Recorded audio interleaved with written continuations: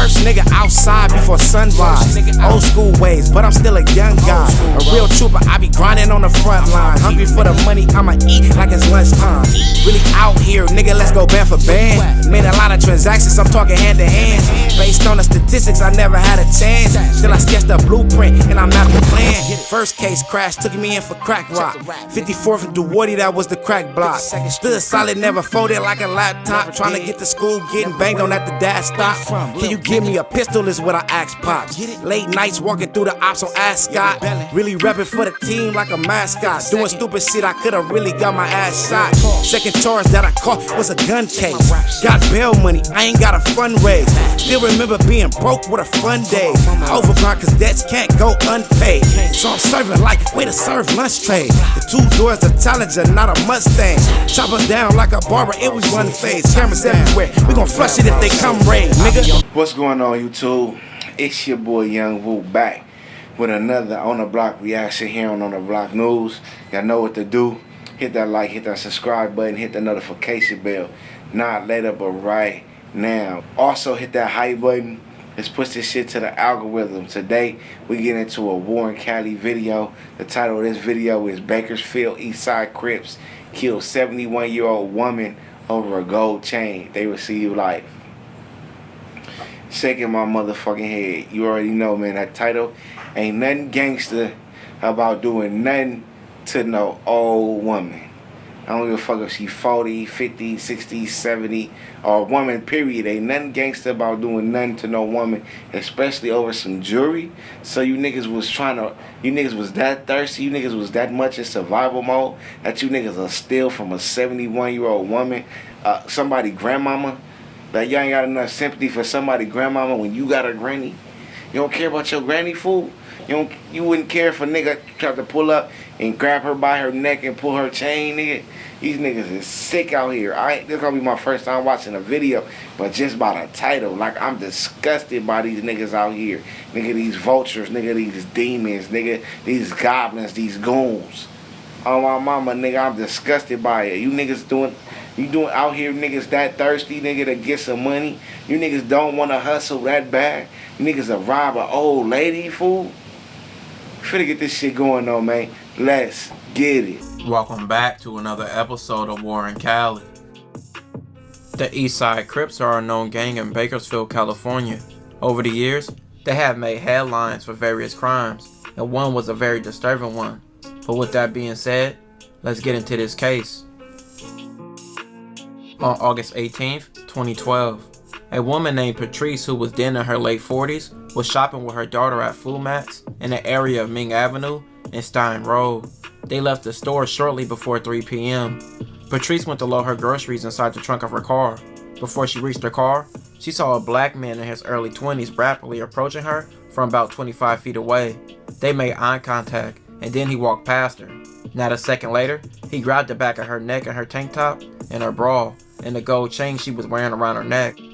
Everything ripped, and he slammed her to the pavement. She struggled to hold on to her chains as she tried to snatch him off, and he dragged her on the pavement. She suffered multiple scrapes and was swollen multiple places on her body. The suspect then ran away. At no time did Patrice see anyone with him, although a man parked about 3 feet away was in a white Crown Victoria just popped out of nowhere and asked if she was okay. She felt they might have been involved together. Patrice did not contact police the day her chain was taken. She was in shock and had frozen groceries inside her car on a hot day and did not know how fast anyone would respond as she called 911. In addition, the suspect was long gone and she felt like she had defeated him because she retained most of her gold chain. So, you know, even a woman in Bakersfield, you know, grocery shopping, she ain't as quick to call the police because she feel like she don't know how fast the police are gonna respond. You know, I thought only motherfuckers from the hood felt that way because, nigga, when a nigga gets shot or a nigga about to die, you call the police, nigga, they take, nigga, 30 minutes to an hour, nigga. My mama, they take all day, nigga. You niggas normally in the hood patrolling everything and harassing everybody when nothing going on, but now it's a shooting, motherfucker finna die, you niggas taking y'all time to get to the scene. I thought y'all was looking for the action with all that harassment we was experiencing, you feel me? But like I said, this is bum shit, nigga, and I don't respect it. I don't respect no nigga who would put effort into trying to steal from a woman. A woman who's shopping for her kids, fool, for herself, for her family. Probably a single mom, nigga. Probably somebody wife, nigga. Somebody granny, nigga. Somebody mama, nigga. That shit hurt my soul, nigga. This shit happened to my mama, nigga. That shit hurt. Nigga, this shit happened to my wife. That shit hurt. This shit happened to my sister, nigga. That shit hurt. On my mama, nigga. That shit ain't bull. You niggas out here that broke. You niggas don't want to hustle that bad. You niggas don't know how to hustle that bad to where you niggas it's so bad for you niggas gonna risk your freedom, nigga, and risk hurt a 70-year-old woman or a 40-year-old woman, nigga, somebody granny, somebody mama, nigga, just for a gold chain that might be fake. It might be fake. It might not even be that valuable. You know what I'm saying? It ain't gonna be enough to constantly put food on your table. You probably be able to put food on your table one time, my nigga, and then you gonna have to go hit another lick or go actually eventually hustle. You know what I'm saying? But we finna get this shit back going, man. Let's get it. Sometime in the afternoon of August 19th, a woman named Latrice saw her boyfriend Max at the apartments on Haley Street that were managed by her mom. Max's mom also lived in an apartment complex. The complex was right across the street from the Foods Co. Latrice and Max spent a little time together at her mom's apartment. Lawrence, also known as Lump, was with Max. Both men were from the Eastside Crips in Bakersfield. Max and Lawrence both left and took Latrice's car. In between 5 and 5:30 on Sunday, August 19th, Natalie took Guadalupe, her 71-year-old mother, grocery shopping at the Foods Co. on 2505 Haley Street in Bakersfield. With them was Natalie's 13-year-old daughter, Marisol. Guadalupe was 4 feet 11 inches tall and weighed only 72 pounds. She was wearing a thick 18 to 20 inch link chain with a gold cross. Because she was unable to walk around the store, she sat in a chair in the front of the store near customer service, while Natalie and Marisol shot for her. It took around 45 minutes to an hour to finish. Surveillance footage taken at the scene around 6:22 p.m. showed Max, Christopher, and Lawrence inside the Food Co. As the family left the store, Marisol saw a black male in his early 20s sitting by himself on one of the store's doors. The women moved slowly because Guadalupe could not walk fast. Natalie, who was pushing the grocery cart, went ahead so she could start putting the groceries inside the trunk of the vehicle. Marisol was only a step or two ahead of Guadalupe. They were still walking to the car when Marisol saw the man who she seen in front of the store, later found out to be Christopher, walk up from behind and grab a hold of Guadalupe's neck. He broke the chain on Guadalupe's neck and then he ran. Guadalupe fell to the ground and landed on her back and her head. And Bum ass niggas, bro. This nigga plotted on the 71-year-old woman that was only 70 to 80 pounds. This nigga snatched it, pulled it off her neck, and made her hit the back of her head. That's how she passed. So you take somebody's chain, you make them hit, nigga, a 70-year-old woman, nigga, 70, 80 pounds. You did all that extra. You was that thirsty, bro. You could have really just took it off her neck. I wouldn't tell no nigga to rob. Like, I think it's weird, and I think it's lame, and I think it's bum shit to rob an old lady like this. But damn, did you have to go the measures, the extents to get the gold chain that you took? Did you have to pull it and make her fall, fool? Did you have to stand behind her and yank it off her neck like that? Was you doing that bad? Was you doing that bad? Niggas be out here doing that bad. That's why, you know, if you out here and you got things of value, you got to know where you can wear it. You got to be aware of your strengths, your weaknesses. You feel me? If I'm going somewhere, I know I could be outnumbered by guns or by people. Shit, I might not want to have all my valuables with me. I might not want to wear my gold chain. You feel me? I got jewels and all that shit. I don't wear jewels too often because sometimes it gets the wrong type of attention. You know what I'm saying? Like, I don't want to be grocery shopping and looking over my shoulder at the same time. Like, so me personally, I don't wear my jewelry a lot because I don't like to have to look over my shoulder too much. I don't really like the attention jewelry brings, you know, and I don't believe at 70, 71 years old, I'm going to be outside wearing jewelry without some type of protection. Like, maybe my kids around me and I taught them to keep their strap on them and protect their daddy. You feel me? My nephews or something. You feel me? But listen, we finna get this shit back going. Let's get it. No time did Marisol see anyone with the man. Natalie had just opened the trunk when she saw a shadow from the corner of her eye. She glanced over and saw someone that had Guadalupe in a chokehold with his left hand from behind. With his right hand, he yanked her chain, which broke, and threw her on her back. She hit her head when she fell. Natalie screamed, and Christopher fled from across the parking lot towards Haley Street with Guadalupe's gold necklace. Someone said he was going to try to chase him down, and another person called 911. Natalie did not see anyone with the suspect. When Natalie reached her mother, Guadalupe was breathing, but was dazed and unable to respond. Natalie observed blood on the back of her head. A man picked up Guadalupe and put her in the back seat of their car, where her head rested in Marisol's lap. While in the car, Guadalupe started having trouble breathing. Max was the driver of the parked car several spaces away from the car that the family was driving in. He pulled out of the lot and picked up Christopher about a block or two away, while also with Lawrence inside the car. An ambulance and paramedic arrived at the Foods Co. around 6:58 p.m. and Guadalupe was transported by ambulance to the Kern Medical Center. Initially, her heart rate was strong and normal, but midway through the 5-minute ride to the hospital, she developed a slow heart rate. Guadalupe's breathing also began to slow and became incompatible with sustaining her own airflow, and paramedics had to assist her with breathing. Upon arrival at the hospital, Guadalupe was in full cardiac arrest. Despite advanced cardiac life support measures being used, Guadalupe died. She was pronounced dead around 7:49 p.m. See, the thing about older people, I know because I used to work in a convalescent home. So these people in a convalescent home, they already have underlying issues. They got Alzheimer's, dementia. That's more based on remembering shit, though. You feel me? But motherfuckers didn't have strokes. You know, motherfuckers got weak immune systems. You know, motherfuckers literally be, in these convalescent homes on their deathbed.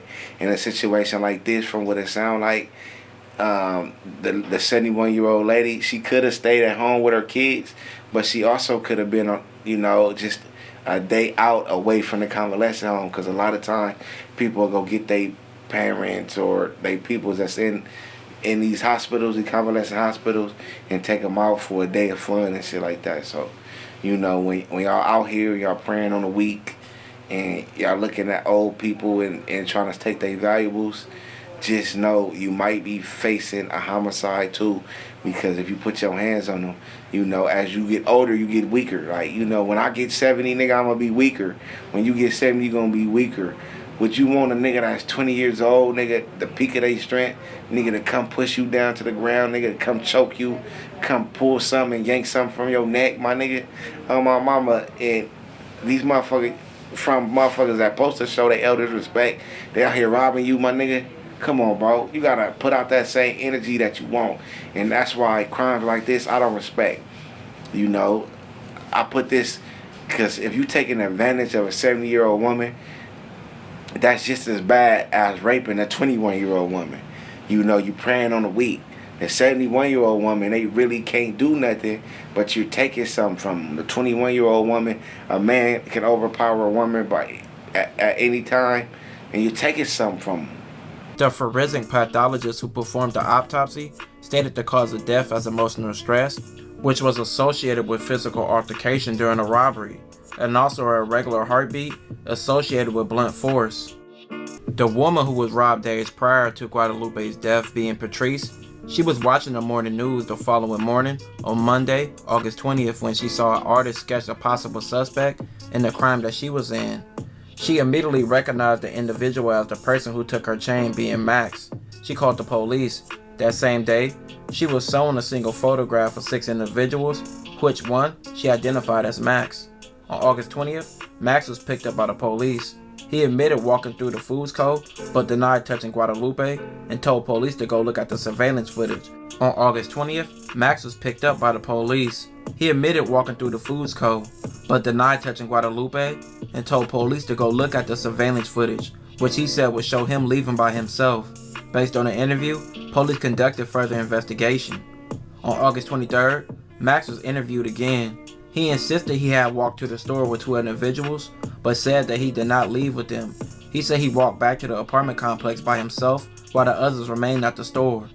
Max denied driving the perpetrators away in the car.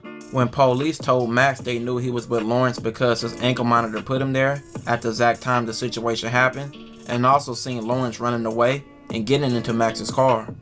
Max says Lawrence was not the person who did it. Max admitted Lawrence was one of the two people he was walking with, but insisted they did not do it, and that he gave Lawrence a ride. He said it was the earthly person who did it, but he still did not give a name. But Lawrence's GPS monitor tracked the trips and every move of the two of the next days, along with them going to a cash for gold spot for other robberies. All men were later arrested and later sentenced to life in prison for the murder and robbery. When you in these situations and interrogation, you know, the police got you. You know, they telling you they know shit because of this and that. You know, still plead the fifth. Nigga, I don't know, I didn't do it, whatever. Nigga, never place yourself at the scene of the crime. Never admit to no crime. Yeah, this is a very disgusting crime, you know, with the older woman and everything. But, nigga, if you know you didn't do it, you know, and you want to stay clear, you don't want to be labeled no snitch. The best thing to do is plead the fifth. All that, I didn't do it. Yeah, I was there, but it was two other guys there. I don't remember his name. All that shit, nigga, you're talking too much, nigga. That's not respectable. That's not honorable. That's not some shit I can respect. You know, I can't respect nobody doing this shit to an older woman, but you're already doing some faulty shit that we can't respect. So you don't want to, you know, put icing on the cake or add fuel to the fire or, you know, add insult to injury on yourself, nigga, and make it entail too. So you gonna be a nigga who did something to an old woman and then you told on your homie? That's a bad look. But listen, we finna get this shit back going. Let's get it. The murder convictions of Max and Lawrence were overturned in 2017, and due to the change of the state law for felony murder rule, the district attorney's office can no longer prosecute them for murder, prosecutors said, with both jail sentences went to around 24 years instead of life. Will have their murder convictions dismissed. Maximilian McDonald and Lawrence Slaughter were found guilty for a 2012 robbery that ended in an elderly woman's death. 72-year-old Guadalupe Ramos died after a third man, Christopher Patterson, snatched her necklace, causing her to fall. He is still serving a life sentence, but because of changes to the felony murder law, Slaughter and McDonald will have those convictions dismissed. Before this year, the felony murder rule allowed people to be charged with murder if they were involved in a dangerous felony, even if they weren't actually the killer. Both men still face significant time behind bars on their robbery convictions. Christopher was the last man charged in this case, and he was also the one who snatched Guadalupe's chain off her neck and was the one who killed her. He still remains in jail for life, and he's even been in headlines of recently being part of a brutal beating in prison of a fellow Eastside Crip in jail. In this story, 3 men crashed out over a chain, and this cost an innocent woman her life. R.I.P. to her. Man, like you said, man, them 3 Crips, they threw their life away over a gold chain. And as y'all see, it was 3 of them in total that was convicted. One of them still serving life. 2 of them, they got their life sentence removed, but I still think they got that 25 that was in front of that L.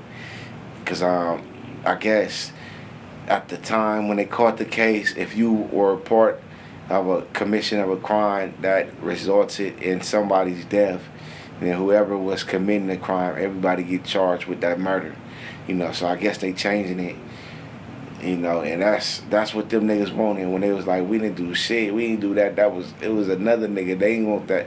They ain't want the worst part. They ain't want to get the convicted for yanking the lady, dropping her on the floor. They just wanted to, you know, I don't know. They didn't want to go down for that though. As y'all see, the nigga who actually did it, he still got life, and you know, that's on him, bro. I don't feel sorry for you or nothing, nigga, because that could have been my granny. Nigga, you took the chain off her neck. Nigga, if the system to catch you, nigga, I would have had to. So, yeah, I'm just saying, man, you niggas out here, get smarter, man. Turn your hustle up, man. Stop preying on the weak, trying to rob old ladies and shit, my nigga. I can't respect it. But listen, man, let me know what y'all think in the comments. Hit that like, hit that subscribe button, hit the notification bell. Not later, but right now, my name is Young Woo, the C's on the block news. I be on the block like when crack first hit. If I'm feeling iffy, then my gag gon' spit. I am not a rapper, I don't cap about shit. Dope boy, state of mind, I'ma trap till I'm rich.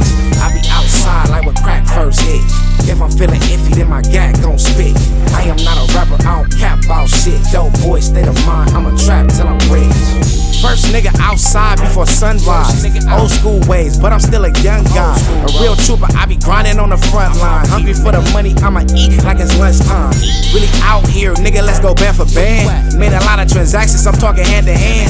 Based on the statistics, I never had a chance. Still I sketched a blueprint and I mapped the plan. First case crash, took me in for crack rock.